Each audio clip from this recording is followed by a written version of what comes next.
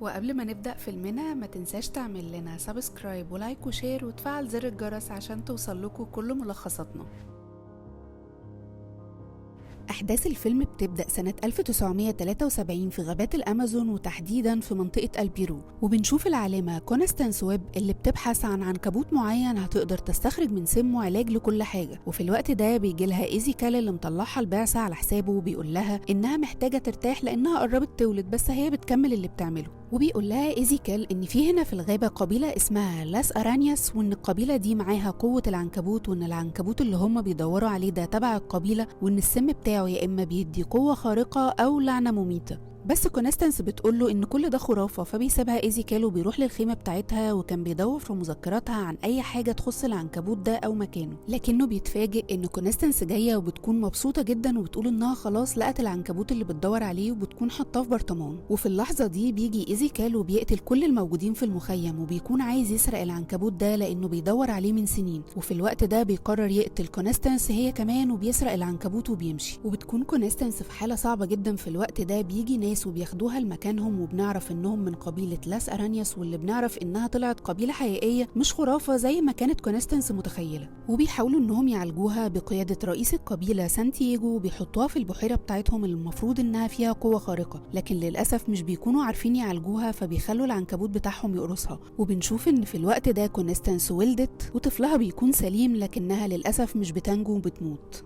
وبتعدي سنين طويلة وبنوصل لسنة 2003 في مدينة نيويورك. بنشوف بنت اسمها كاسي وبتكون شغالة مسعفة، وبنعرف انها بنت كونستانس، وبتكون في عربية اسعاف ومعاها زميلها بن، وواحدة بين الحياة والموت. وبتجري كاسي بالعربية عشان يقدروا يسعفوها، وفجأة بتقف لانها كانت هتخبط بنت اللي هنعرف قدام انها اسمها ماتي. وبيوصلوا للمستشفى وكل الامور بتكون بخير، وبتشوف كاسي بنت اسمها جوليا وبيكون شكلها حزين، لكنها ما اهتمتش قوي. وراحت كاسي اتغدت مع زميلها بن، وبترجع شقتها وهي طالعة بتلاقي واحدة جارتها اسمها انيا بتتخانق مع صاحب البيت عشان مش معاها تدفع له الايجار، وبرده ما اهتمتش كاسي وطلعت بيتها. وبنشوف كاسي في البيت بتتفرج على حاجات مامتها، وبتكون حزينه لانها ما تعرفش عنها اي حاجه غير انها ماتت في غابات الامازون اثناء بحثها عن عنكبوت معين. وفي الوقت ده بيجي لها شغل مفاجئ، بيكون حادثه على الكوبري والعربيه مقلوبه ومعلقه نصها على الكوبري ونصها بره. وبتدخل كاسي بكل شجاعه وبتنقذ الراجل اللي جواها، لكنها للاسف ما بتلحقش تطلع والعربيه بتقع بيها في الميه. وهي في المية بتشوف وبتسمع حاجات غريبة، لكنها بتفقد الوعي، ولما بتفوق بتعرف ان بن نط وراها وانقذها. وبيكون بن بيعمل لها بعض الفحوصات والاسعافات الاولية، وفجأة بتلاقي كاسي ان الزمن كأنه بيرجع بيها، وكأن كل ده بيتكرر مرة تانية، وان بن بيعيد الفحوصات والاسعافات الاولية دي تاني. واستغربت جدا، لكنها افتكرت ان بن بيهزر معاها وما اهتمتش قوي. وتاني يوم راحت كاسي حفلة عند بن، وكانت مبسوطة وبتقضي وقت حلو.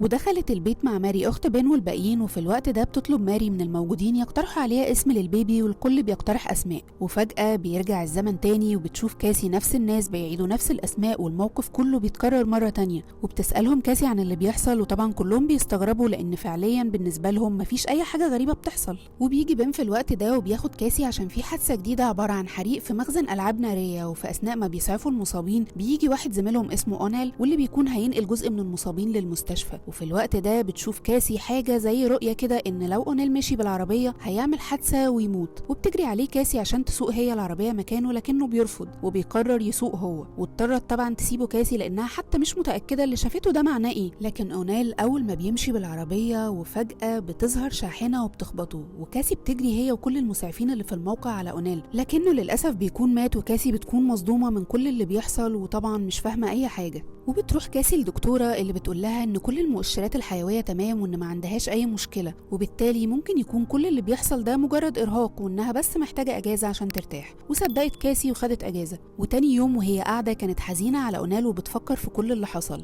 وفجأة وهي قاعدة شافت زي رؤية ان في طائر هيجي يطير ناحية الشباك بتاعها وهيتخبط ويموت. وقتها بتروح كاسي تفتح الشباك، وفعلا بيجي طائر، لكنه بيدخل من الشباك اللي هي فتحته ومش بيحصل له اي حاجة. وفي الوقت ده بتكتشف كاسي انها لو شافت رؤية او حاجة هتحصل في المستقبل تقدر تصلح في الحاضر بحيث تمنع الكارثة اللي هتحصل في المستقبل. وفي مكان تاني بنشوف إيزيكال اللي طبعا بيكون شكله كبر واتغير، وبيدخل دار الأوبرا وبيتعرف على بنت معينة وبياخدها معاه البيت، وبالليل وهو نايم بيحلم ب3 بنات شكلهم غريب بيحاربوه، وكل بنت فيهم بيكون عندها قوة معينة، وفي النهاية بيرموه من الشباك وبيموت، وبيصحى من النوم وبيتكلم مع البنت دي وبيحكي لها على الحلم، وإنه بيتكرر معاه كل يوم، وإنه حاسس إن ده مش حلم وإن ده قدره، وإن في 3 بنات فعلا هيقتلوه في يوم من الأيام، وعشان كده لازم يلاقي البنات دول قبل ما يوصلوا له. وبنعرف في الوقت ده إنه اتعرف على البنت دي بالذات لأنها شغالة في الأمن القومي ومعاها مفتاح المعدات اللي ممكن يسرقها وتساعده يوصل للبنات دول، والبنت بتتصدم وبتكون هتقتله بمسدسها لكنها ما بتلحقش، وإيزيكال بيخلص عليها وبياخد مفتاحها. وهنا بنعرف إن إيزيكال عنده قدرة إنه يشوف المستقبل بسبب قرصة العنكبوت اللي سرقه زمان.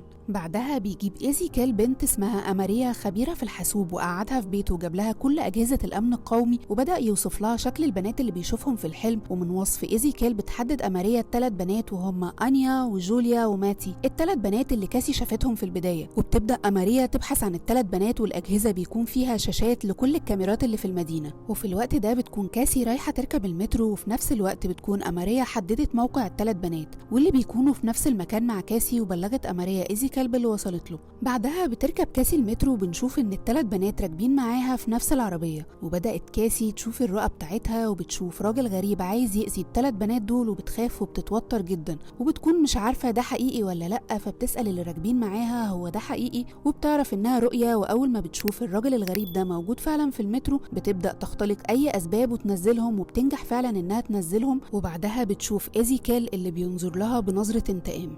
ولما بينزلوا بتشوف كاسي رؤية تانية إنها هيتقبض عليها، والبنات بيبدأوا يزعقوا معاها. وفي الوقت ده بتشوف كاسي إيزيكال لابس بدلة زي سبايدر مان وبيكون كمان ماشي على الحيطة. وفي الوقت ده بتشاور لهم كاسي على إيزيكال وبتقول لهم إنه عايز يقتلهم، وبيهربوا كلهم من المكان. وبيدخلوا المترو وبنشوف بعدها إن في اصطدام مش مفهوم في العربية بتاعة المترو، فبينزلوا بسرعة. وفي اللحظة دي بيكونوا هيطلبوا مساعدة الشرطة اللي بيكونوا هيقبضوا على كاسي بتهمة خطف البنات، والبنات بيحاولوا يفهموهم إن في حد بيطاردهم، لكن فجأة بيجي إيزيكال وبيخلص على كل الموجودين من الشرطة. وبتخرج كاسي وباقي البنات من المحطة وبيركبوا عربية، وبيسمعوا في الأخبار إنها مطلوب القبض عليها، وبتعرف إنها مضطرة تفضل معاهم عشان تفهم إيه اللي بيحصل. وبيروحوا المكان في الغابة بتكون أماريا مش عارفة توصله لأن ما فيهوش كاميرات. وفي الوقت ده ال3 بنات بيتعرفوا على كاسي. جوليا بتكون عارفاها من المستشفى، وأنيا جارتها في البيت، وماتي اللي كانت هتخبطها وهي بتلحق تنقذ قريبة جوليا. وبتقول لهم كاسي إنها بتشوف بعض الحاجات من المستقبل وده اللي خلاها تنقذهم. وبيبدأوا يتكلموا عن اللي حصل، وجوليا لما بتقول إنه عنكبوت على شكل إنسان كاسي بتفتكر كده، وبتقول لهم يفضلوا مكانهم وهي هتروح 3 ساعات تحاول تستكشف ده إيه بالظبط وترجع لهم. وبتوصل كاسي لبيتها وبتطلع من سلم الطوارئ، وبتطلع شنطة مامتها ومذكراتها اللي بتكون كاتبة فيها عن قبيلة لاس أرانياس والعنكبوتيين، وإنهم شعب عنده قوة العنكبوت، وإنهم أشخاص سريعة وعندهم قوة خارقة. بعضهم بيتسلق زي العناكب زي اللي هم شافوه، وبعضهم عنده الحاسة السادسة والقدرة على رؤية المستقبل زي اللي بيحصل لها. وفي أثناء ما بتقلب في مذكرات مامتها بتلاقي صورة لمامتها مع إيزيكال، وبتتوتر أكتر في الوقت ده.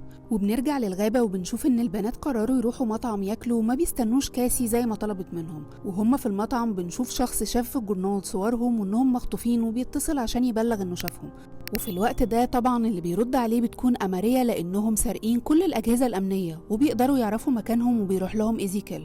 وبتوصل كاسي الغابة ومش بتلاقي البنات وبتدور عليهم. وفي الوقت ده بتشوف رؤية للمكان اللي البنات فيه، وبتوصل لمكان المطعم وبتدخل وبتلاقيهم فعلا وبتاخدهم، وبيكونوا هيمشوا لكن للأسف ما بيلحقوش، وبيجي إيزيكال اللي بيخلص عليهم واحدة ورا التانية. فبتاخد كاسي العربية بسرعة وبتروح لهم قبل ما يوصل إيزيكال، لكنه للأسف بيوصل قبل كاسي. وفي الوقت ده بتوصل كاسي وبتقتحم المطعم بالعربية، وبتخبط إيزيكال اللي بيمسك إيديها بقوة عشان يمنعها تمشي، لكنها بتقدر تاخد البنات وبتهرب.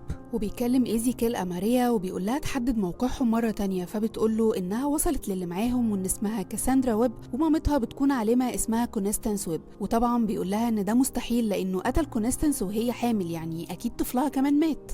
وبتاخد كاسي البنات وبيروحوا الفندق وبتقول لهم إنها هترجعهم لأهلهم الصبح. لكن بنعرف إن كل بنت فيهم ليها قصة معينة. جوليا قالت إن مامتها في مصحة نفسية وإنها عايشة مع أبوها ومرات أبوها اللي مش بيحبوها ومش عايزينها ترجع مرة تانية. وماتي بتقول إن أبوها وأمها شايفين إنها دمرت لهم مستقبلهم وإنهم عايشين بره وبيصرفوا بس عليها. وأنيا قالت إن أبوها في السجن ولو الشرطة عرفت هيحطوها في دار رعاية لحد ما يبقى عندها 18 سنة. وفي الوقت ده بنعرف إن كاسي مضطرة إنها تساعدهم لأن ملهمش أي حد.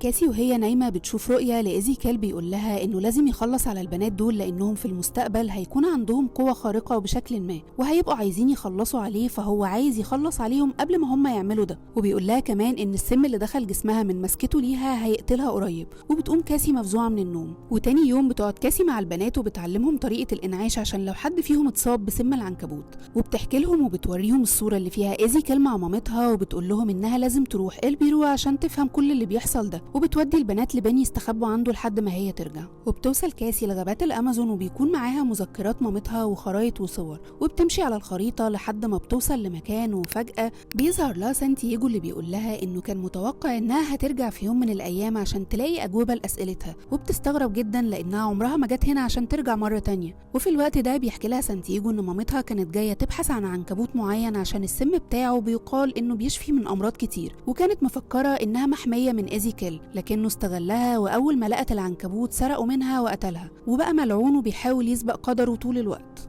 وبياخد سانتياغو كاسي وبيوديها المكان اللي اتولدت فيه وبيقول لها إنها عندها قوة هي نفسها ما تعرفش عنها حاجة. وفجأة بيزقها في المية وبتشوف مامتها وكل اللي حصل لها من إيزيكيل وشافتها وهي بتتقتل وإيزيكيل بيهرب بالعنكبوت. وبتشوف كمان لاس أرانياس وهما بيحاولوا ينقذوها هي ومامتها لحد ما العنكبوت بيقرصها وبتموت وبينقذوا البيبي. وبتعرف كمان ان الدكاتره قالوا لمامتها ان البيبي عنده وهن عضلي وانه مرض وراثي وانها هتموت لان مفيش علاج في الوقت الحالي للحاله دي. لكن كونستانس بتقول للدكتوره ان في اختبارات بتقول ان الحل موجود في غابات الامازون، وبنعرف انها راحت للمكان ده مخصوص عشان تنقذ بنتها، وانها نجحت في ده فعلا لما العنكبوت قرصها. وبتحضن كاسي مامتها اللي فجأة بتختفي وكاسي بتفوق. وبيقول لها سانتياغو انها تقدر على إيزيكيل وانها لازم تثق في قدراتها لان عقلها فيه قدرات هائلة، وانها لو ركزت هتقدر تستخدم قوة الشبكة وهي انها تقدر تكون موجودة في اكتر من مكان في نفس الوقت. وبيقول لها ان محدش غيرها يقدر يغير المستقبل. وبنرجع لإيزيكيل اللي بيهدد أماريا بالقتل لو ما لقتش البنات، وبنروح لبين وبنشوف ان اخته بتولد وبيضطر ياخدها وياخد البنات ويروح المستشفى. وفي الوقت ده بتشوف أماريا ماتي في الكاميرات وبيتعقبوهم وبيروح إيزيكيل وراهم. وبترجع كاسي وبتشوف اللي حصل وبتعرف انهم خرجوا وبتسرق عربية الإسعاف وبتروح بسرعة عشان تلحقه. وبيوصل إيزيكيل لمكانهم وبيقول لأماريا تخترق إشارات المرور عشان يقدر يوقفهم، وبيقدر فعلا يخلي العربيات تخبط في بعض وبينط على كبوت العربية بتاعت بن وبيكون هيولع فيهم. وفي اللحظة دي بتوصل كاسي وبتخبط إيزيكيل والولاعة اللي معاه بتقع وبتعمل انفجارات وحرايق. وإيزيكيل في الوقت ده بيكون وسط الحريقة دي وبتاخد البنات هي وتمشي بسرعة. وبيقوم إيزيكيل مرة تانية وبينط على العربيات عشان يوصل لهم، وبتقول كاسي لأنيا تشحن جهاز الصدمات.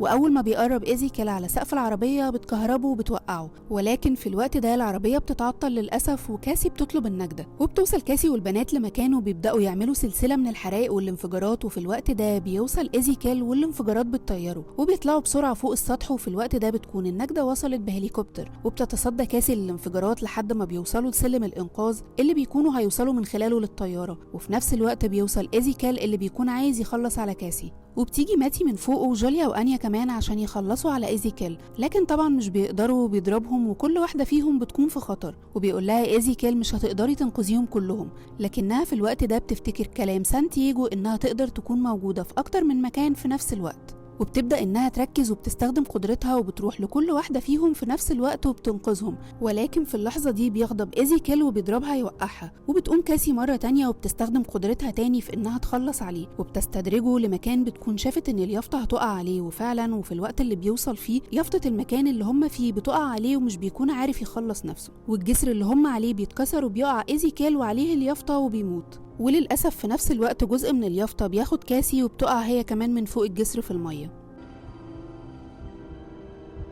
وبتنزل جوليا ورا كاسي وبتطلعها من المية، لكنها بتكون مش بتتنفس. وفي الوقت ده بيبدأوا يستخدموا طريقة الإنعاش اللي كاسي علمتها لهم لحد ما بترجع تتنفس وبتفوق، وبيكونوا نجحوا في إنقاذها. وتاني يوم في المستشفى بنشوف ماري أخت بان بتكون ولدت وكله تمام، وبنعرف إن كاسي للأسف فقدت النظر تماما. وبعدها بأيام بنشوف إن جوليا وأنيا وماتي عايشين مع كاسي اللي بتكون لسه قادرة إنها تشوف المستقبل، وبتقول لهم إن هيكون ليهم مستقبل هم نفسهم مش متوقعينه. وبتكون كاسي شايفة إن كل واحدة فيهم هيكون عندها قوة خارقة، وهيكونوا فريق هم الأربعة، وهيكونوا في الوقت ده بيساعدوا في إنقاذ الناس ومحاربة الشر. وبكده بينتهي فيلمنا النهاردة.